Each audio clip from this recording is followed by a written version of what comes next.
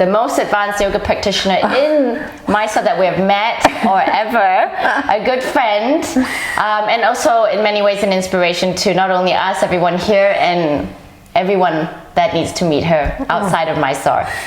Sam, hello. Hi. You want to tell us a little bit about yourself and how you got to Ashtanga or yoga generally? Sure. And how long you've been practicing? I'm from California originally. I live in New York now. I've been there for a long time. And I was actually living in Asia at the time. In China, I was working, and I got divorced.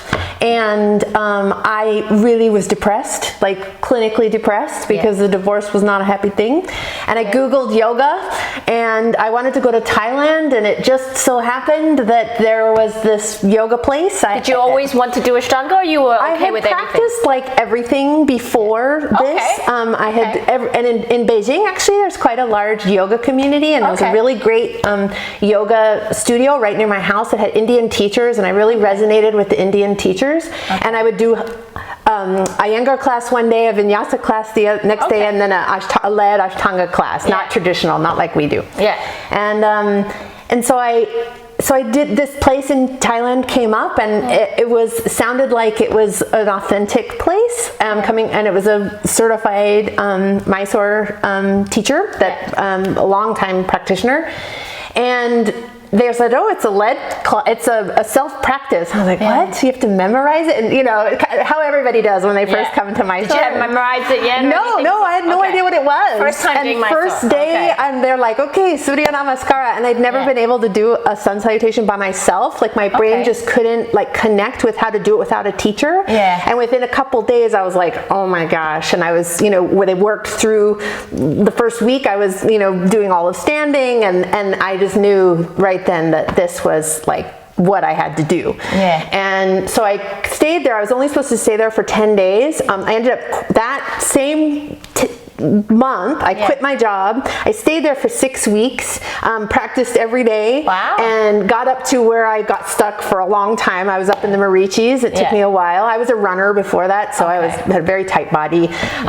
Anyway, everyone gets stuck there. So I was at Marichis forever, but that was good. That was where my practice was when I left Thailand, and then I felt like strong and fortified to go back and figure out what my life was going to be, because we had moved to China and sold everything in the US, and so it was a really difficult time in my life. So, but the Ashtanga brought me out of it the first time.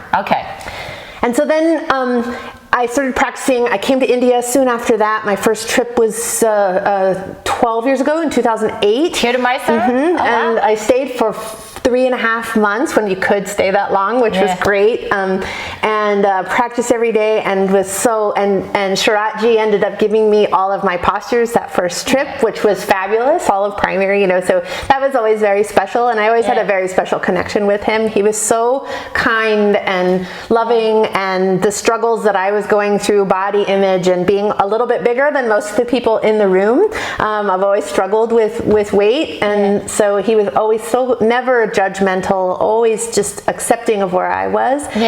And so that's kind of how I've always practiced too. Like losing weight and being fit was a byproduct of practicing, not the other way around. And but I was drawn back to the practice over and over because of the emotional stability that it gave me, that kept me out of being depressed. I'm not a chronic depressive, but I definitely have had huge bouts of depression in the past. So then my practice was my practice for many years, many trips back.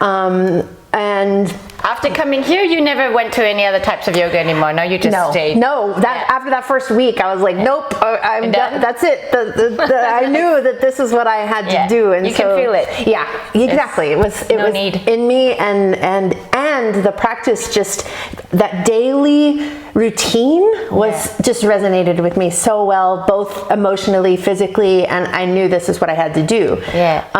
Of course, there were times where you get rebellious in the beginning, where you're like, oh, I don't want to do this anymore. But every time that I stopped, my life wasn't fulfilled. I just didn't have the energy wasn't right, and so I would always get sucked back in to practice, and I just knew that it was just stuck in me. It was something I had to do. So then fast forward.